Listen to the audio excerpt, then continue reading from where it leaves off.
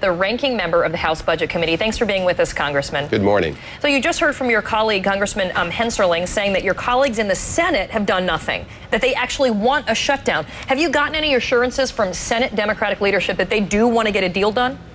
They're working very hard to avoid a shutdown. And you just heard from Jeb Henserling when he asked him the question whether he was willing to move 1 inch off of their position, and he refused to answer the question. He basically said no. And so that has been the problem. So what is the sense you're getting that Republicans in the House, under pressure from Tea Party members, really are going to move this toward a shutdown?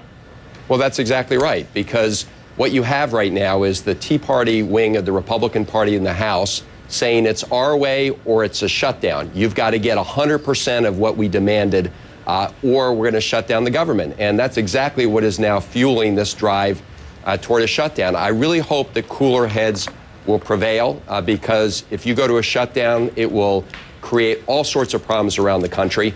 It is a terrible thing to do when the economy is still in fragile recovery. And I'm just hoping that cooler heads on the House Republican side will prevail, and they will back off this idea that they've got to have every single demand or they'll shut it down. But see, and when you hear their point of view, they're saying it's not every single demand. It's that if we don't make these unpleasant cuts that Democrats are not willing to accept, at some point we just run out of money. I mean, they're arguing, don't you have to say no at some point? Well, first of all, as you know, the Democrats have put lots of these cuts on the table. Secondly, it's a question of what you're going to cut.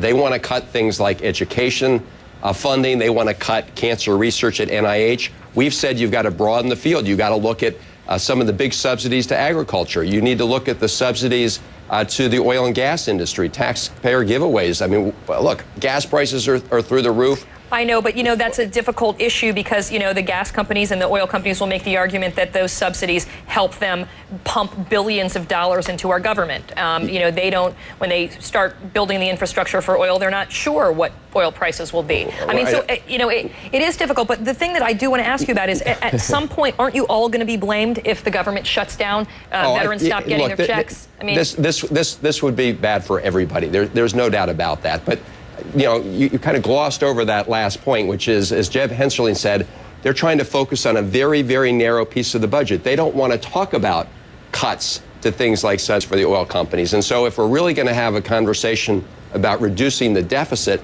you need everything on the table. And what they're saying is, we're going to only argue about this one little piece of the budget that deals with education funding, that deals with things like research into cancer cures and treatments. And so they refuse to broaden the conversation, and that is creating the problems. But you heard what they said. He refused to say that they would budge 1 inch, and that's the problem we've got. The Democrats have already come a long way, Democrats in the House and in the Senate, but they're demanding 100%. I wonder if at the end of the day, the House GOP will not at least try to come to the table. We'll see what happens today. I hope so. When President Obama calls a lot of people to the White House to try to get a handle on this. Congressman Hollen, great to talk to you. Thanks for being with us. Thank you. Okay.